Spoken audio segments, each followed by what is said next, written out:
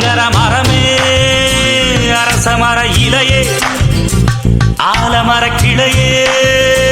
அதில் உறங்கும் கிளியே ஓடக்கர உழவு காட்டுல ஒருத்தி யாரு இவ வெளிச்சு நிக்கிற பருத்தி தாவி வந்து சண்டையிடும் அந்த முகமா மாமனே ஒன்ன தாங்கா